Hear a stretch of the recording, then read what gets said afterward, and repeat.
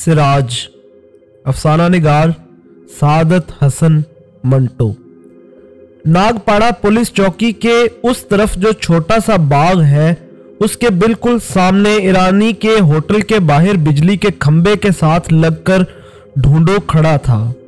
दिन ढले मुकर्ररा वक्त पर वो यहाँ आ जाता और सुबह 4 बजे तक अपने धंधे में मसरूफ रहता।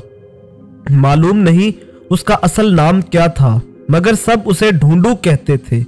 इस लिहाज से तो ये बहुत मुनासिब था कि उसका काम अपने मौक्किलों के लिए उनकी ख्वाहिश और पसंद के मुताबिक हर नस्ल और हर रंग की लड़कियां ढूंढना था। ये धंधा वो करीब करीब 10 बरस से कर रहा था। इस दौरान में हजारों लड़कियां उसके हाथों से गुजर चुकी थीं, हर मजहब की, हर नस्ल की, हर मिजाज की। उसका अड्डा शुरू से यही रहा था, नागपाड़ा पुलिस चौकी के उस तरफ, बाग के बिल्कुल सामने, ईरानी होटल के बाहर, बिजली के खंबे के साथ। खंबा उसका निशान बन गया था, बल्कि मुझे तो वो ढूंढू ही मालूम होता था। मैं जब कभी उधर से गुजरता और मेरी नज़र उस खंबे पर पड़ती जिस पर जगह जगह चूने और कत्थे की उंगलियां पूंछी गई थीं, तो मुझे ऐसा लगता कि ढूंढू खड़ा है और काले कांडी और सेके ली सोपारी वाली पान चबा रहा है। ये खंबा काफी ऊंचा था, ढूंढू भी दराज कद था। खंबे के ऊपर बिजली के तारों का एक जाल सा बिछा था। कोई तार दूर तक दौड़ता चला गया था और दूसरे खंबे के तारों के उलझाओं में मुदगम हो गया था। कोई तार किसी बिल्डिंग में और कोई किसी दुकान में चला गया था।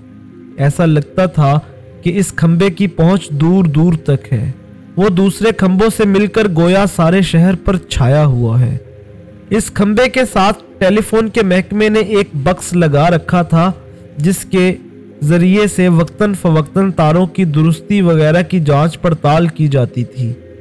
मैं अक्सर सोचता था कि ढूंढू भी इसी किस्म का एक बॉक्स है जो लोगों की जिनसी जांच पड़ताल के लिए खंबे के साथ लगा रहता है, क्योंकि उसे आसपास के इलाके के अलावा दूर दूर के इलाकों के उन तमाम सेठों का पता था जिनको वो वक्फों के बाद या हमेशा अपनी जिनसी ख्वाहिशात के तने हुए या ढीले तार दुरुस्त कराने की ज़रूरत महसूस होती थी। उसे उन तमाम छोकरियों का भी पता था जो इस धंधे में थीं। वो उनके जिस्म के हर खद्दो खाल से वाकिफ था, उनकी हर नब्ज से आशना था। कौन किस मिजाज की है और किस वक्त और किस गाहक के लिए मौजू है, उसको इसका बखूबी अंदाज़ा था। लेकिन एक सिर्फ उसको सिराज के मुतालिक अभी तक कोई अंदाज़ा नहीं हुआ था। वो उसकी गहराई तक नहीं पहुंच सका था। ढूंढू कई बार मुझसे कह चुका था, साली का मस्तक फिरे ला है, समझ में नहीं आता है मंटो साहब कैसी छोकरी है। घड़ी में माशा, घड़ी में तोला, कभी आग कभी पानी, हंस रही है, कह कह लगा रही है, लेकिन एकदम रोना शुरू कर देगी। साली की किसी से नहीं बनती, बड़ी झगड़ालू है, हर पैसेंजर से लड़ती है। साली से कई बार कह चुका कि देख अपना मस्तक ठीक कर, वरना जा जहां से आई है। अंग पर तेरे कोई कपड़ा नहीं, खाने को तेरे पास डैडिया नहीं, मारा मारी और धांधली से तू मेरी जान काम नहीं चलेगा। पर वो एक तुखम है, किसी की सुनती ही नहीं। मैंने सिराज को 1-2 मरतबा देखा है। बड़ी दुबली पतली लड़की थी, मगर खूबसूरत। उसकी आंखें जरूरत से ज्यादा बड़ी थीं। ऐसा लगता था कि वो उसके बैजवी चेहरे पर सिर्फ अपनी बड़ाई जताने की खातिर छाई हुई है। मैंने जब उसको पहली मर्तबा क्ले रोड पर देखा तो मुझे बड़ी उलझन हुई थी। मेरे दिल में ख्वाहिश पैदा हुई थी कि उसकी आंखों से कहूं कि भाई तुम थोड़ी देर के लिए जरा एक तरफ हट जाओ ताकि मैं सिराज को देख सकूं। लेकिन मेरी इस ख्वाहिश के बावजूद जो यकीनन मेरी आंखों ने उसकी आंखों तक पहुंचा दी होगी, वो इसी तरह उसके सफ़ेद बैजवी चेहरे पर छाई रही। मुख्तसर सी थी, मगर इस इख्तिसार के बावजूद बड़ी जामे मालूम होती थी। ऐसा लगता था कि वो एक सुराही है जिसमें उसके हुजम से ज़्यादा पानी मिली हुई शराब भरने की कोशिश की गई है और नतीजे के तौर पर यह सयाल चीज़ दबाव के बायस इधर उधर तड़प कर बह गई है। मैंने पानी मिली हुई शराब इसलिए कहा है कि उसमें तलखी थी, वही जो तुंद तेज शराब की होती है, मगर ऐसा लगता था किसी धोखेबाज ने उसमें पानी मिला दिया है ताकि मिकदार में ज्यादा हो जाए।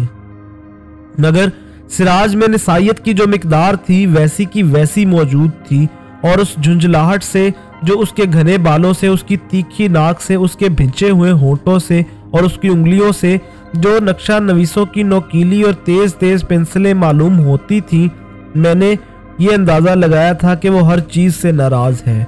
ढूंढों से, उस खंबे से जिसके साथ लगकर वो खड़ा रहता था, उन गाहकों से जो उसके लिए लाए जाते थे, अपनी बड़ी बड़ी आंखों से भी जो उसके सफेद बैजवी चेहरे पर कब्जा जमाए रखती थी, उसकी पतली पतली नोकीली उंगलियां जो नक्शा नवीसों की पेंसिलों की तरह तेज थी।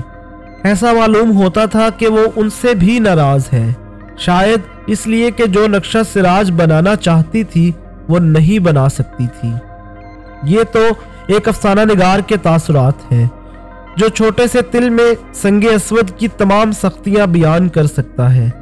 आप ढूंढो की ज़बानी सिराज के मुतालिक सुनिए। उसने मुझसे एक दिन कहा, मंटो साहब, आज साली ने फिर टंटा कर दिया। वो तो जाने किस दिन का सवाब काम आ गया, और आपकी दुआ से यूं भी नागपाड़ा चौकी के सब अफसर मेहरबान हैं, वरना कल ढूंढो इधर अंदर होता। वो धमाल मची कि मैं तो बाप रे बाप कहता रह गया। मैंने उससे पूछा, क्या बात हुई थी? वही जो हुआ करती है। मैंने लाख लानत भेजी अपनी हश्त पुश्त पर के हरामी, जब तू उस छोकरी को अच्छी तरह जानता है तो फिर क्यों उंगली लेता है, क्यों उसको निकाल कर लाता है? तेरी माँ लगती है या बहन? मेरी तो कोई अक्ल काम नहीं करती मंटो साहब। हम दोनों ईरानी के होटल में बैठे थे।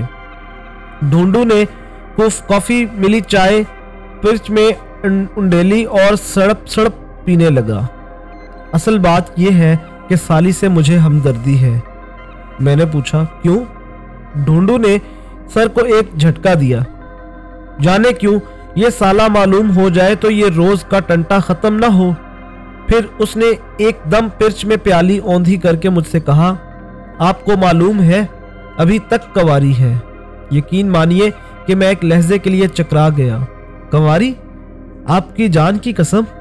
मैंने जैसे उसको अपनी बात पर नजरसानी करने के लिए कहा। नहीं ढूंढू को मेरा ये शक नागवार मालूम हुआ। मैं आपसे झूठ नहीं कहता मंटो साहब, 16 आने कंवारी है। आप मुझसे शर्त लगा लीजिए। मैं सिर्फ इसी कदर कह सका, मगर ऐसा क्यों कर हो सकता है?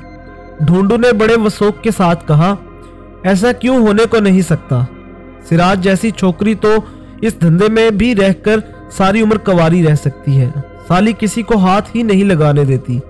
मुझे उसकी सारी हिस्ट्री मालूम नहीं, इतना जानता हूँ पंजाबन है, लेमिंगटन रोड पर मेम साहब के पास थी, वहां से निकाली गई कि हर पैसेंजर से लड़ती थी।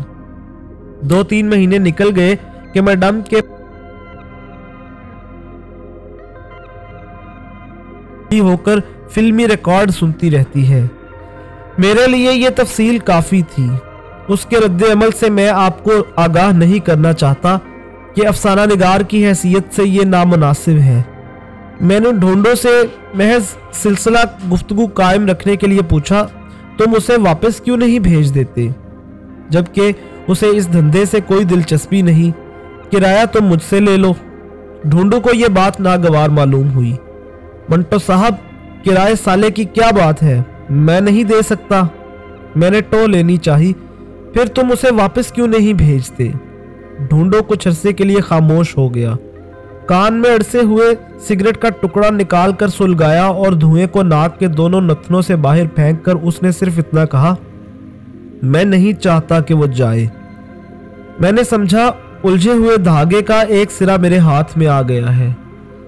क्या तुम उससे मोहब्बत करते हो? ढूंढू पर इसका शदीद रद्द-ए-अमल हुआ। आप कैसी बातें करते हैं मंटो साहब? फिर उसने दोनों कान पकड़कर खींचे। कुरान की कसम, मेरे दिल में ऐसा पलीद ख्याल कभी नहीं आया। मुझे बस वो रुक गया। बस मुझे कुछ अच्छी लगती है। मैंने बड़ा सही सवाल किया, क्यों? ढूंढो ने भी اس کا بڑا صحیح جواب دیا، اس لیے کہ وہ دوسروں جیسی نہیں، باقی جتنی ہے سب پیسے کی پیر ہے، حرامی ہے اول درجے کی، پر یہ جو ہے نا کچھ عجیب و غریب ہے، نکال کے لاتا ہوں تو راضی ہو جاتی ہے، سودا ہو جاتا ہے، ٹیکسی یا وکٹوریا میں بیٹھ جاتی ہے۔ اب منٹو صاحب پیسنجر سالہ موج شوق کے لیے آتا ہے، پانی خرچ کرتا ہے، ذرا دبا کے دیکھتا ہے یا ویسے ہی ہاتھ لگا کے دیکھتا ہے، بس دھمال مچ جاتی ہے، مارا ماری شروع کر دیتی ہے۔ آدمی شریف ہو تو بھاگ جاتا ہے، پہ لاہو یا موالی ہو تو آفت۔ ہر موقع پر مجھے پہنچنا پڑتا ہے، پیسے واپس کرنے پڑتے ہیں اور ہاتھ پیر الگ جوڑنے پڑتے ہیں، قسم قرآن کی، صرف سراج کی خاطر، اور منٹو صاحب آپ کی جان کی قسم، اسی سالی کی وجہ سے میرا دھندا آدھا رہ گیا ہے۔ میرے ذہن نے سراج کا جو عقبی منظر تیار کیا تھا میں اس کا ذکر کرنا نہیں چاہتا، لیکن اتنا ہے کہ جو کچھ ڈھونڈو نے مجھے بتایا وہ اس کے ساتھ ٹھیک طور پر جمتا نہیں تھا۔ میں نے ایک دن سوچا کہ ڈھونڈو کو بتائے بغیر سراج سے ملوں۔ وہ بائی کلا اسٹیشن کے پاس ہی ایک نہایت واہیات جگہ میں رہتی تھی، جہاں کوڑے کرکٹ کے ڈھیر تھے، آس پاس کا تمام فضلہ تھا۔ کارپوریشن نے یہاں غریبوں کے لیے جست کے بے شمار جھونپڑے بنا دیے تھے۔ میں یہاں ان بلند بام عمارتوں کا ذکر کرنا نہیں چاہتا جو اس غلاظت گاہ سے تھوڑی دور استادہ تھیں، کیونکہ اس کا اس افسانے سے کوئی تعلق نہیں۔ دنیا نام ہی نشیب و فراز کا ہے یا رفتوں اور پستیوں کا۔ ڈھونڈو نے مجھے اس کے جھونپڑے کا عطا پتہ دیا۔ میں وہاں گیا، اپنے خوش وضع کپڑوں کو اس ماحول سے چھپاتے ہوئے، لیکن یہاں میری ذات متعلق نہیں۔ بہرحال میں وہاں گیا۔ جھونپڑے کے باہر ایک بکری بندھی تھی۔ اس نے مجھے دیکھا تو ممیائی۔ اندر سے ایک بڑھیا نکلی، جیسی پرانی دستانوں کے کرم خوردہ انبار سے کوئی کٹنی لاٹھی ٹیکتی ہوئی۔ میں لوٹنے ہی والا تھا کہ ٹاٹ کے جگہ جگہ سے پھٹے ہوئے پردے کے پیچھے مجھے دو بڑی بڑی آنکھیں نظر آئیں، بالکل اسی طرح پھٹی ہوئی جس طرح ٹاٹ کا پردہ تھا۔ پھر میں نے سراج کا سفید بیضوی چہرہ دیکھا اور مجھے ان غاصب آنکھوں پر بڑا غصہ آیا۔ اس نے مجھے دیکھ لیا تھا، معلوم نہیں اندر کیا کام کر رہی تھی۔ فوراً سب چھوڑ چھاڑ کر باہر آئی۔ اس نے بڑھیا کی طرف کوئی توجہ نہ دی اور مجھ سے کہا، آپ یہاں کیسے آئے؟ میں نے مختصراً کہا، تم سے ملنا تھا۔ سراج نے بھی اختصار ہی کے ساتھ کہا، آؤ اندر۔ اس پر میں کرم خوردہ داستانوں کی کرم خوردہ کٹنی بڑے دکاندارانہ انداز میں بولی، 10 روپے ہوں گے۔ میں نے کہا، نہیں میرے ساتھ چلیے۔ میں نے بٹوا نکال کر 10 روپے اس بڑھیا کو دے دیے اور سراج سے کہا، آؤ سراج۔ سراج کی بڑی بڑی آنکھوں نے ایک لہجے کے لیے میری نگاہوں کو راستہ دیا کہ اس کے چہرے کی سڑک پر چند قدم چل سکیں۔ میں ایک بار پھر اسی نتیجے پر پہنچا کہ وہ خوبصورت تھی، سکڑی ہوئی خوبصورتی، حنوط لگی خوبصورتی، صدیوں کی محفوظ و معمون اور مدفون کی ہوئی خوبصورتی۔ میں نے ایک لحظے کے لیے یوں محسوس کیا کہ میں مصر میں ہوں اور پرانے دفینوں کی کھدائی پر معمور کیا گیا ہوں۔ میں زیادہ تفصیل میں نہیں جانا چاہتا۔ سراج میرے ساتھ تھی، ہم دونوں ایک ہوٹل میں تھے۔ وہ میرے سامنے اپنے غلیظ کپڑوں میں ملبوس بیٹھی تھی اور اس کی بڑی بڑی آنکھیں اس کی بیضوی چہرے پر قبضہ مخالفانہ کیے تھیں۔ مجھے ایسا معلوم ہو رہا تھا کہ انہوں نے صرف سراج کے چہرے ہی کو نہیں، اس کے سارے وجود کو ڈھانپ لیا ہے کہ میں اس کے کسی روئے کو بھی نہ دیکھ سکوں۔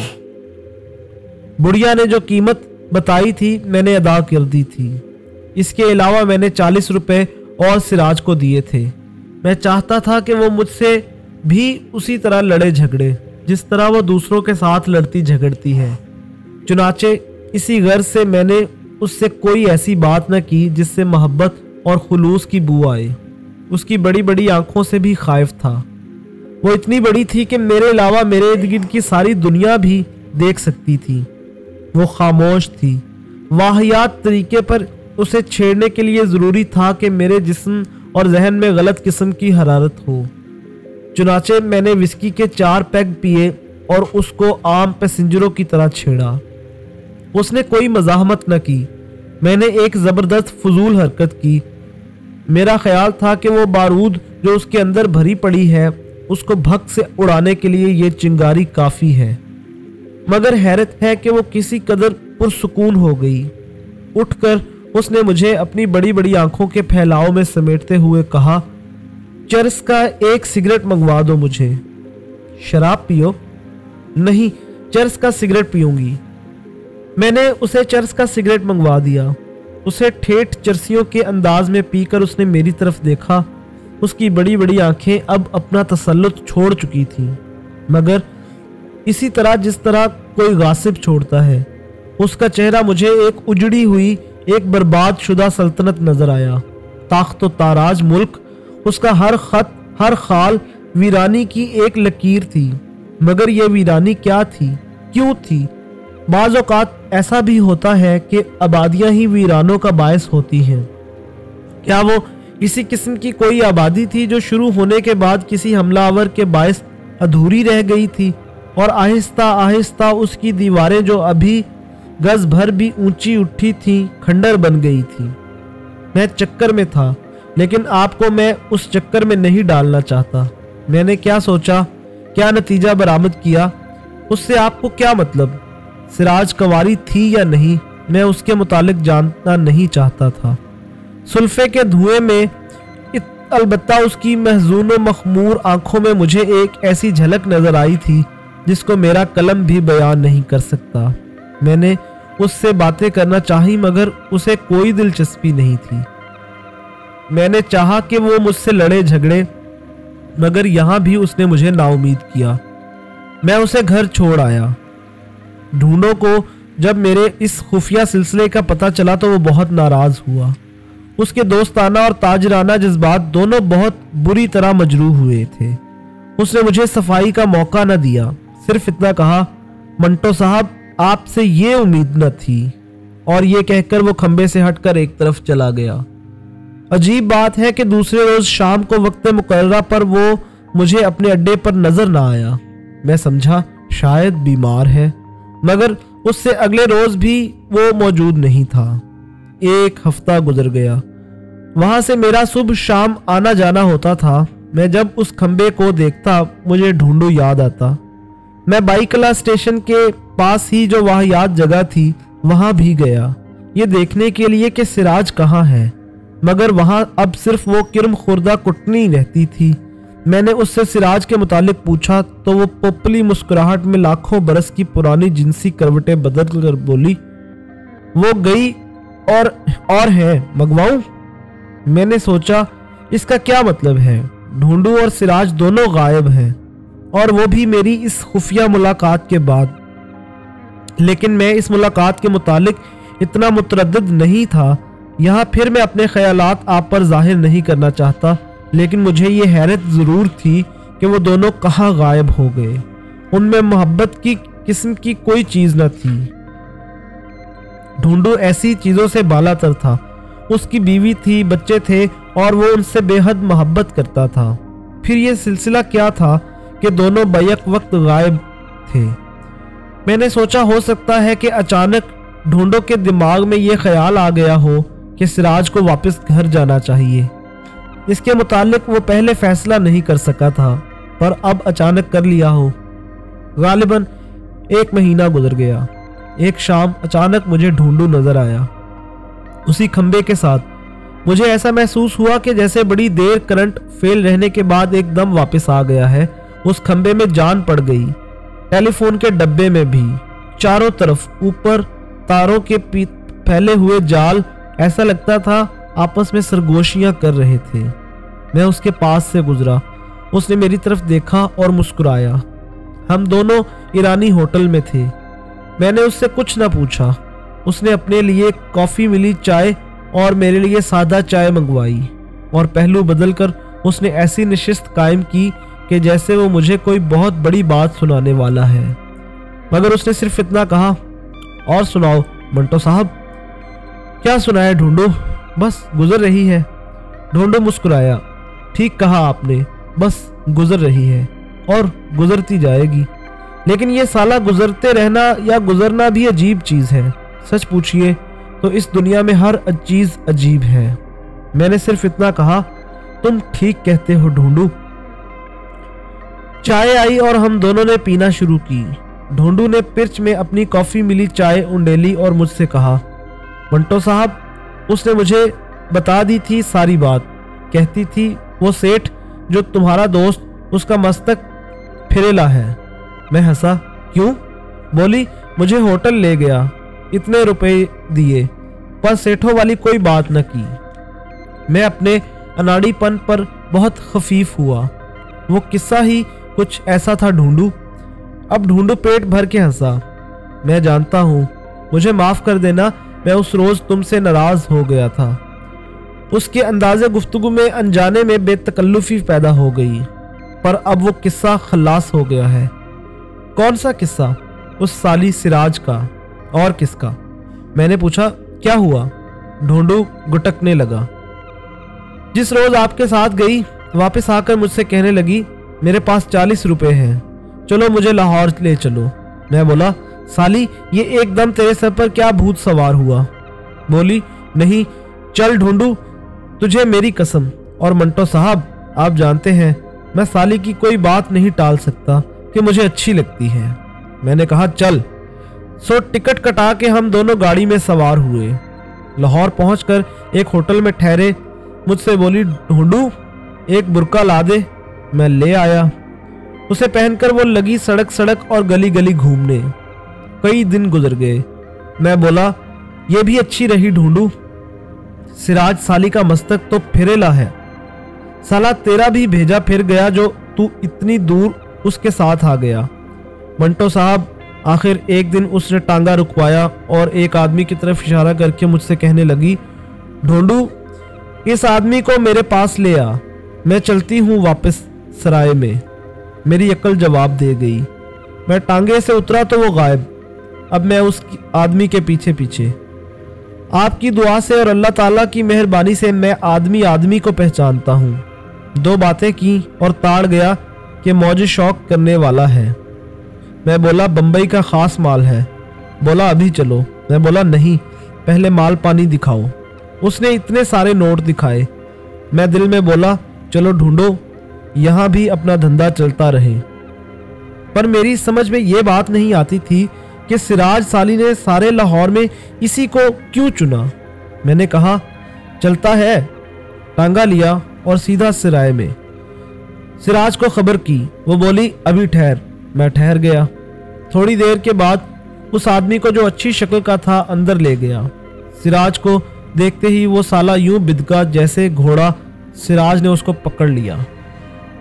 ढूंढू ने यहाँ पहुंचकर प्याली से अपनी ठंडी कॉफ़ी मिली चाय एक ही जुर्रे में ख़त्म की और बीड़ी सुलगाने लगा। मैंने उससे कहा। सिराज ने उसको पकड़ लिया। ढूंढू ने बुलंद आवाज में कहा, हाँ जी। पकड़ लिया उस साले को। कहने लगी, अब तू कहाँ जाता है? मेरा घर छुड़ाकर तू मुझे अपने साथ किस लिए लाया था? मैं तुझसे मोहब्बत करती थी। तूने भी मुझसे यही कहा था कि तू मुझसे मोहब्बत करता है। पर जब मैं अपना घर बार, अपनी माँ, अपने माँ बाप छोड़कर तेरे साथ भाग निकली और अमृतसर से हम दोनों यहाँ इस सराय में आकर ठहरे, तो रात ही रात तू भाग गया मुझे अकेली छोड़कर। किस लिए लाया था तू मुझे यहाँ? किस लिए भगाया था तूने मुझे? मैं हर चीज़ के लिए तैयार थी, पर तू मेरी सारी तैयारियां छोड़कर भाग गया। अब मैंने तुझे बुलाया है। मेरी मोहब्बत वैसी की वैसी कायम है। और मंटो साहब, वो उसके साथ लिपट गई। उस साले के आंसू टपकने लगे। रो रो कर माफिया मांगने लगा। मुझसे गलती हुई, मैं डर गया था। मैं अब कभी तुमसे अलहदा नहीं हूँगा। कसमें खाता रहा, जाने क्या बकता रहा। सिराज ने मुझे इशारा किया। मैं बाहर चला गया। सुबह हुई तो मैं बाहर खाट पर सो रहा था। सिराज ने मुझे जगाया और कहा, चलो ढूंढो। मैं बोला, कहाँ? बोली, वापस बम्बई। मैं बोला, वो साला कहाँ है? सिराज ने कहा, सो रहा है। मैं उस पर अपना बुर्का डाल आई हूँ। ڈھونڈو نے اپنے لیے دوسری کافی ملی چائے کا آرڈر دیا تو سراج اندر داخل ہوئی۔ اس کا سفید بیضوی چہرہ نکھرا ہوا تھا اور اس پر اس کی بڑی بڑی آنکھیں دو گرے ہوئے سگنل معلوم ہوتی تھیں۔